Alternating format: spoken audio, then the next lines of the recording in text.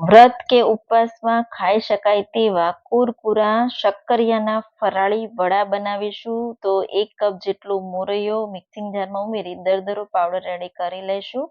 કડાઈમાં 1.5 ગણું પાણી, 1 cup મોરૈયો, 1.5 cup જેટલું પાણી, સાથે જીરું, આદુ, મરચાં, કાજુ, કિસમિસ અને સિંધવ મીઠું ઉમેરી પાણીમાં બોઇલ આવે પછી મોરૈયાનો લોટ ઉમેરી દઈશું. એકદમ સારી રીતે મિક્સ કરી દઈશું.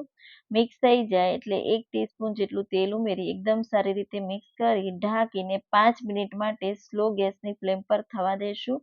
5 મિનિટ પછી 4 મોટા શક્કરિયા બાફીને આ રીતે ખમણીને ઉમેરી દઈશું. મરી પાવડર, લીલા ધાણા ઉમેરી જો તમારું મિશ્રણ ઢીલું હોય તો તમારે 2 થી 3 ચમચી ઉપવાસમાં ખવાય એવો તપકીરનો લોટ ઉમેરી દેવાનો.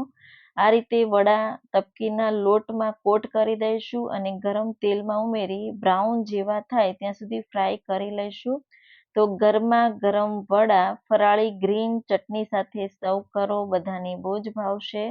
તો જરૂરથી આ વ્રત કે ઉપવાસમાં ખાઈ શકાય એવા વડાની રેસીપી જરૂરથી ટ્રાય કરજો. મહાશિવરાત્રી સ્પેશિયલ શક્કરિયાના વડા બધાને બહુ જ ભાવશે.